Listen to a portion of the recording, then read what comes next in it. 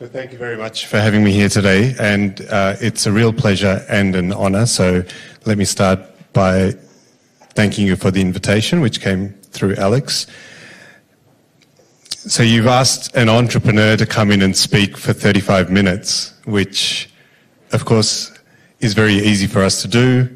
I can rant. My family and friends often hear my rants, but the thing that I wanted to do today, because I think the only ethical and authentic thing that I could do to fill 30 minutes is to just speak about my life and the things that I've done and some of the little hacks, as I call them, that I've got out of these moments in my life. And some of them may be interesting to you, some of them may be familiar, some of them will probably also be unconventional and perhaps even contradictory to some of the things that you pick up in an institution like this. But that's the beauty of it, because entrepreneurship's not a factory process. There is no right or wrong way to be an entrepreneur. I really do believe that. And so anything that you hear from me is from my point of view, and there are hopefully some things in there that are interest to you and universal as well. So as Michael mentioned, I'm a polymath, I guess you would say. I've got a music career which I pursue as a creative. I'm a coder, and I love building software as well, and I've got a company called Pongo Labs. We commercialize software with different partners like universities and corporates, and sometimes by ourselves as well. And I've also run social enterprises. I love to run events. I've worked in advertising. So I've done a lot of things, many ups and downs, and I wanted to organize my thoughts. So today what I did is I sort of just put 6 broad themes together and a few pictures to show you guys while I talk about these themes. And these are the things that, in my opinion, I think entrepreneurship must have. These are 6 things that an entrepreneur is, by definition. And the first one that I want to start with, it's something that's perhaps not talked about too much in an institution or a forum like this, but I want to talk about love.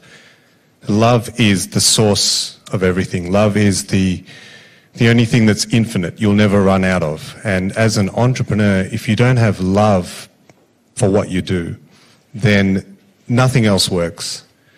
The product might be great, the business plan might be perfect, you might have all the money in the world, but ultimately, if you don't love what you do, nothing works out.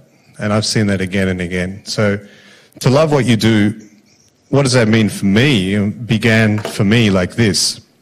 This is a K-Pro 2 PC from 1987, 4 megahertz, which means it's about 500 times slower than your iPhone. And I was 12 years old. This appeared on my dining room table because my father was given this computer by RMIT. He, of course, had no idea what to do with it. So I started mucking around on it, and I taught myself to code. No coding school in those days, no online courses, barely even any books. But I managed to write my first computer program, which is up here. It's 5 lines. And that's the output.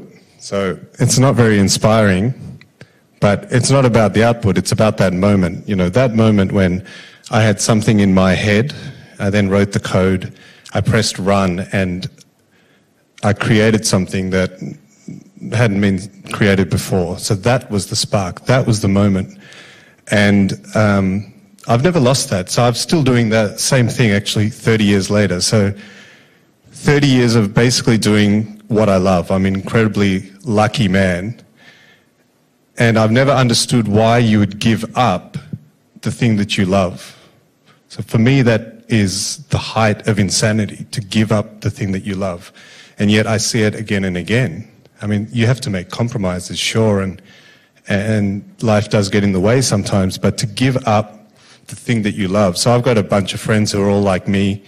We've all broached 40, and there seems to be a lot of them who use the words, I used to be this, I used to be in a band, I used to do this, or I used to do that. Why would you give up the thing that you love? So for me, I was lucky enough, I guess, that I found something that it just so happened that for the next 30 years, this has been one of the major sources of business and employment around the world, the IT revolution. So I could ride that wave. Who knows what I would have been doing, 20 years before that, but I love programming. And these are my boys, and I wanted to put them in because in this photo they're 5 years old. And if you ask a 5-year-old what he's doing, he'll give you very simple answers. Ask him why and what he's doing. He'll say, I'm painting. Why are you painting? Because I love painting. So to organize your life in such a way that you can be paid to play. I'm not saying it's easy to do, but to organize your life in such a way that you can be paid to play. If you can explain why and what you do to a 5-year-old, you're on the right track. I really do believe that. And I sometimes use that as a little bit of a hack. I might be in an investor meeting, or I might be talking to someone else about my ideas or my ventures. But if you can explain it in terms that a 5-year-old would understand. So entrepreneurship is much easier when it's simple and when it's natural. I suppose that's what I'm trying to say. And ultimately, what I'm trying to say is that you need to express yourself. Actually, entrepreneurship is an act of expression. It's not something you do in a calculated way, a goal-oriented way. Actually, if you love something and you let it out, I used to often compartmentalize my life, because I had music and then I had business and then I had programming. I used to think it's pretty disreputable to walk into a business meeting and talk about the music side of my life. But then at one point it just clicked for me that actually these are all expressions of the same creative urge that I have, the same love of creation. So things became much simpler after that, just to be able to talk about who I am, the things that I do. It's all natural, it's all simple.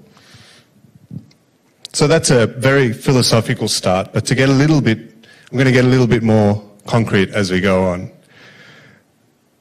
The next thing that I think about a lot is freedom. In my opinion, an entrepreneur is free. By definition, again, if you're not free, you're not an entrepreneur. If you're not free, if someone is telling you what you're going to do next, then you might as well go back and get a great job and get a great paycheck and get that trade-off. And there's absolutely nothing wrong with that. But if you're going to be an entrepreneur, you need to remain free. So the story behind this is the only house I've ever owned. This is a nice little house in Ashfield in Sydney. And about 12 or 13 years ago, we had the house. I had a lawnmower, had the picket fence, had our first child, following the script. Everything was going fine. But when our second child came along, we decided to move back to Melbourne, and I sold the house. And it just so happened that I had this window where I was debt-free. And it just so happened also that in that window is when I met my business partner and started a new company. It's when I auditioned and joined a band. It's when I started writing. All these great things happened suddenly. So looking back, I do feel like, and I often, this is a debate I have with my friends. Not everyone agrees, but I do feel like debt is kryptonite for entrepreneurship.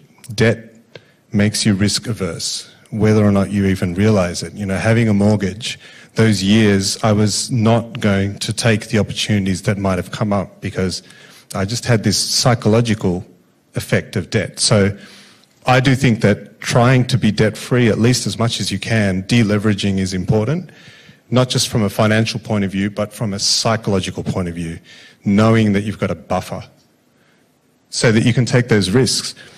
Because the technical term for what I'm trying to say is optionality. And let me explain this through a metaphor. So this is a robot that I built as part of my master's degree in the University of Delaware. and it's spherical shaped. And the great thing about a spherical shaped robot is it can go in any direction. A regular robot with wheels at any moment can only go forward or back, but this can go in any direction in 360. This is what I'm talking about, the ability to quickly change direction and pick up options in any direction. That's optionality. To come in on a Monday, to wake up on a Monday and have an idea and actually be able to act on it, that's optionality. The ability to, meet someone at a dinner party and start a business with that person because you just clicked. That's optionality. And as an entrepreneur, I value that. I preserve that. I give that up very, very dearly. And if you don't have it, well, you've kind of lost the essence of entrepreneurship. And maintaining that freedom can sometimes mean, even turning down something really quite great. Like, this is Google's offices in Sydney. So in 2005, they had just opened their office in Piedmont. Lars Rasmussen had just been acquired, and basically Google Maps was being invented right there in Sydney. And, on paper, that was a great job opportunity. I went through the whole process and got to the last round, but something about, I didn't know what it was at the time, but something made me not go through. I don't know if I would have got the job, but I sort of pulled out. And I've often thought about that moment, because on paper, this was a great job. There's an alternate future where I'm now a Google engineer, and I'm probably a very happy Google engineer. But it was exactly that. Even Google, as cool and as flat and as open as it is, it's still a hierarchy. There's still a flow of power and information, primarily top down. So if you're in that environment, you can't preserve your freedom, not in the sense of being an entrepreneur.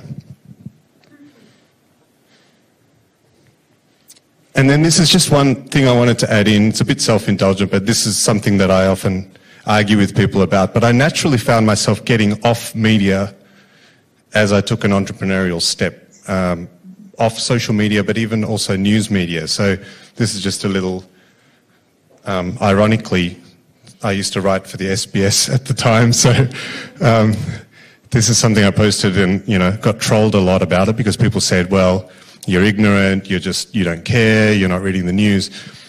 But I needed to do that to create space. So we consume so much nowadays. We consume almost exclusively instead of creating. And so that ratio of consuming to creating was completely unbalanced. For me, I needed to create space. And the first thing was to subtract the constant, I kind of think like reading the news feed every morning or reading social media feeds constantly is like having M&Ms for breakfast, It's like, it feels good for a while. But no, I got clarity of thought after that, because think about it. If you pick up the AFR now and read the front page, you're not getting anything that other people don't know. You're not getting any differential in your information. You're getting exactly the same information as everyone else. And if you're going to do something new, if you're going to be creative, if you're going to be an entrepreneur, if you're going to disrupt, quote unquote, then you actually need to separate yourself, at least maybe start with a little bit less media. Because creativity is actually the DNA of entrepreneurship. It's the ability to create something new that I respect the most. It's the thing that gets me excited. Being original.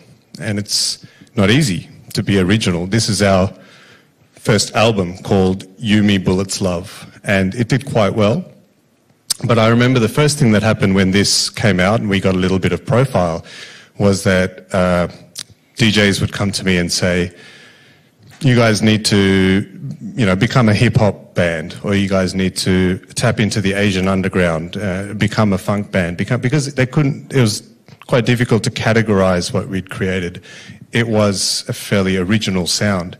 So there's a lot of pressure when you are original to get back into a box because it's uncomfortable for you and for other people not to be in a category.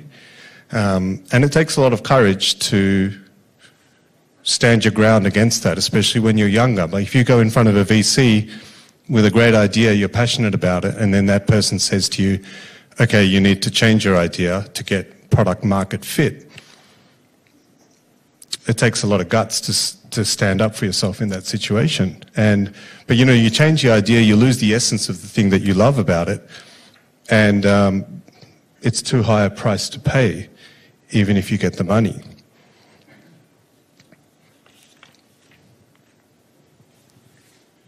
But creativity doesn't need to come from, it's never something from nothing. And I think that one of the big opportunities now that I'm seeing is the ability to, what I would call synthesize. So you take aspects of 2 or 3 different domains and you combine them in a way that no one's done before. This is a slightly silly example. This is, you know, a search engine that happens to be in the shape of a Rubik's Cube, which I once built, and look, it's pretty, I did it as a silly project, but it got up to like 50,000 daily users, and then I just shut it down because I wasn't really commercializing it, and lots of people were upset because it was this cult thing, you know, to search on a cube. But it was new because it was just taking 2 things and putting them together in such a way. Like as entrepreneurs, we don't need to be deep necessarily into one thing. Depth and breadth, and then combining that breadth. So if you, like me, and you've got multiple interests, you know, you're a bit of a polymath, then don't give them up. In fact, start thinking about, just do the exercise of how to combine them. When I was doing this slide, my 10-year-old came over and said, and I explained it to him, and he said, you know, I love, he said, well, I can synthesize as well. He said, I love food, I love Lego, and I love drawing. And he said, well, how about we invent a line of Lego that's like gourmet meals? And I said, that's so stupid, that's a great idea. We should do that, you know, like Master Chef Lego or something. And then he said, how about like a life drawing class where you draw the food and then you all get to eat it together? And I was like, that's a great idea too, you know. Just start synthesizing. It's actually not that hard to come up with great little ideas. And it's much easier to do than to become a specialist in one field, to become a brain surgeon. We're not brain surgeons, we're entrepreneurs. The other opportunity I see, which I wanted to mention to you guys, and this is really dear to my heart, close to my heart, is simplifying. This world we're living in right now is too complex. Technology's making it worse. And on the way here, for example, I spent a lot of time on at least 5 different technology platforms trying to contact people, SMSing, WhatsApping, phone calls. It was really quite stressful, especially when you're out and about.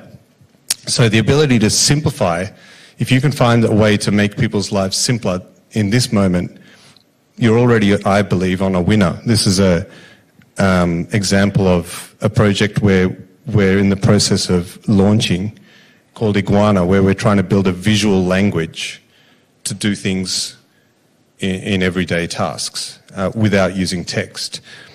Just a little example of what I think is a big trend coming up, simplifying.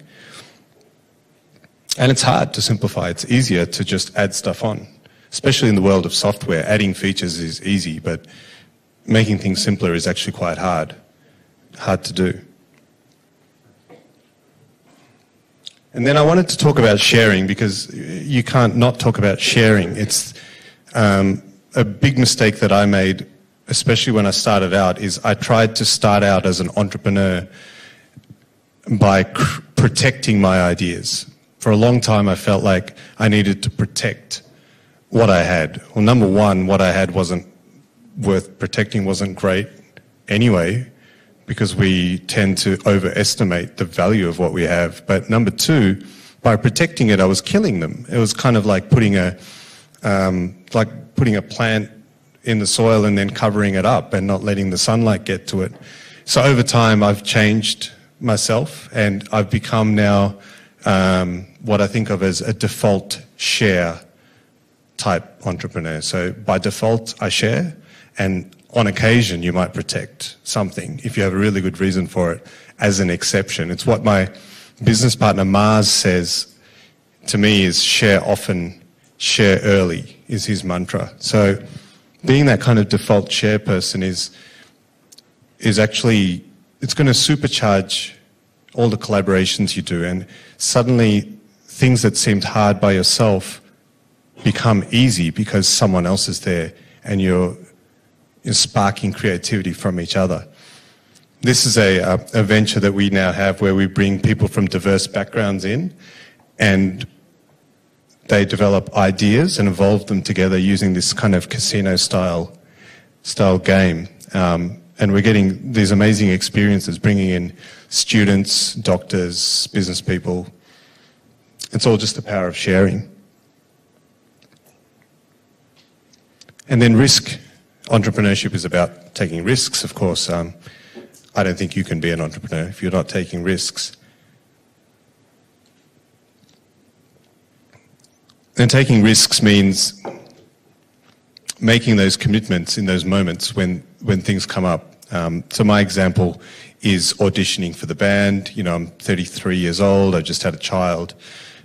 Someone calls me and says, do you want to be the lead singer of a funk band? Like, this is obviously a stupid thing to do at that point. And yet something about the way that guy said it, you know, I went to the audition, like, it would have made a lot of sense not to, but it's made me extremely happy. That moment, that kind of sliding doors moment, or whatever you want to call it. So that commitment in those moments they really define your career as an entrepreneur, because it's actually those few moments which make the huge difference. It's quite non-linear like that. The other thing I wanted to talk about here, all I've done here is I've just put up a paycheck this is our first paycheck we ever got in Pongo Labs. And the reason I put that up is I want to talk about bootstrapping, the idea that you can fund your own projects and you don't necessarily need to raise money. We went down the path of bootstrapping our software company, and this is the first paycheck after 2 years we finally got paid a software license. So 2 years of no income, and we only just made it. I think if it had been another 6 months, we probably wouldn't have made it through. But see, you don't read about this in the papers. You don't read about making money in the newspapers. You read about raising money in the newspapers. That's the culture we now have. But I can tell you from experience that there are thousands of entrepreneurs, even in this city, who are just quietly making money. And they're the guys I love, the independent, and they're not in the headlines. They're not getting the glamorous headlines because they're not raising money. They're not in Y Combinator. They're not on TV or what have you. But they're just making money. Making money where a customer pays you for something that you're offering them is the most incredible, validating moment as an entrepreneur. When that happens for the first time, you're on your way. But there's plenty of even big companies who've never made that. So something I think about a lot. We also look to raise money sometimes, but if you can bootstrap, and the good investors tell you this, the good investors have said to me, why are you raising money from me? Don't raise money, bootstrap. This venture doesn't need my money. A really good investor will do that, you know.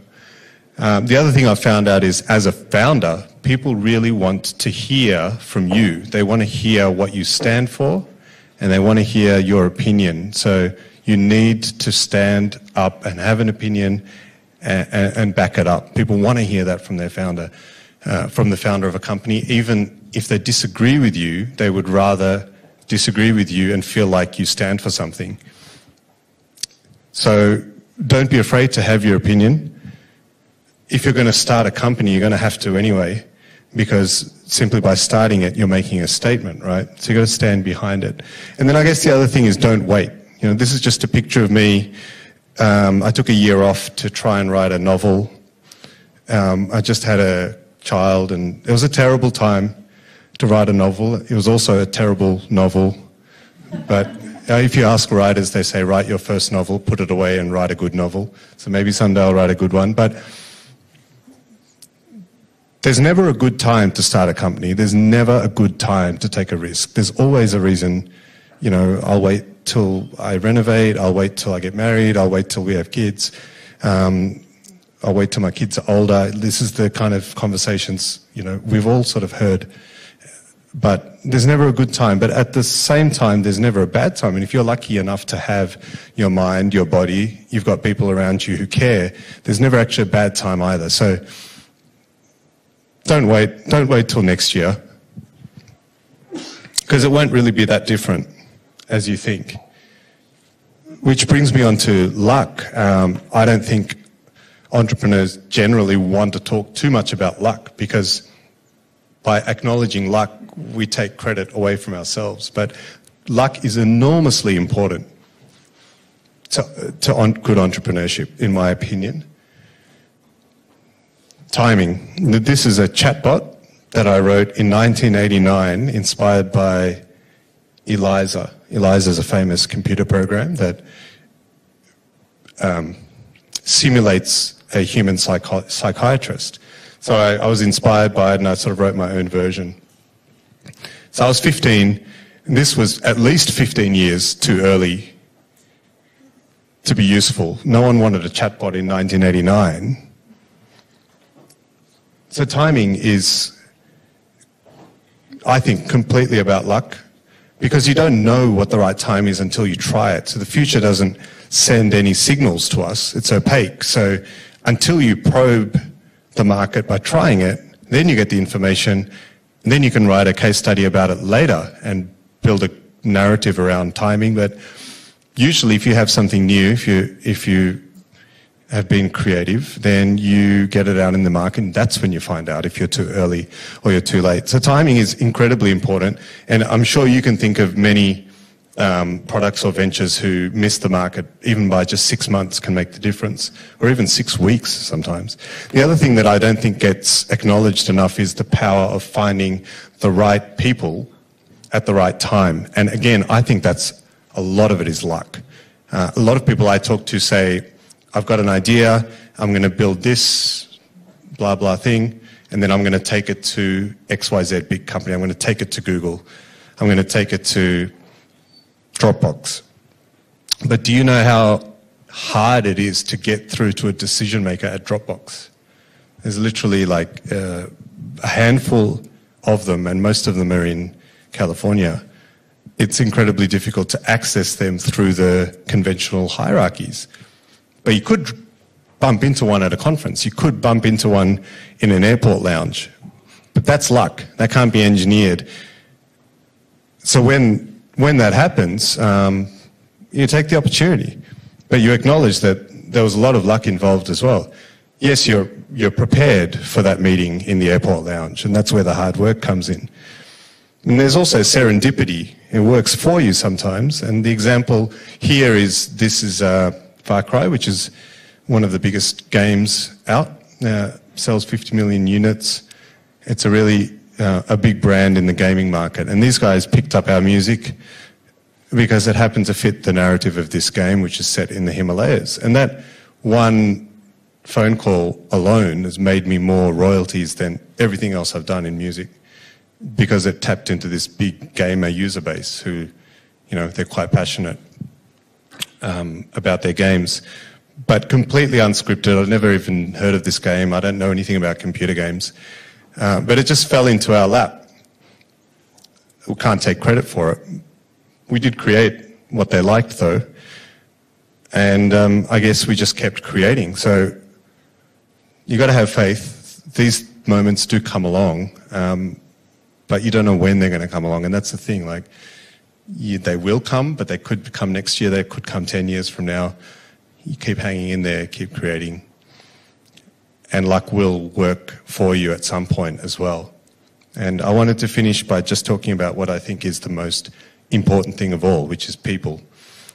It's a bit of a cliche to say that, but I really do believe it, because I have a viewpoint about business which is a little bit different. Most people say, have the idea, build a business, find the people. But my viewpoint is, start with the people you have. Look around at the people you love and trust, the person next to you, and see what you can do together. Where's your overlap? Where's your common passion? And start with that. Because finding people, well, I just think it's the wrong way around. It's incredibly difficult for a start. If you ever try to find a co-founder or an employee, the most difficult thing, the most risky thing to do, to just, go to a networking night. I mean, it can work, right? You can go to a networking night and meet a co-founder. But by design, almost impossible to do. And if you do have someone who loves you and loves what you do, why don't you just start there?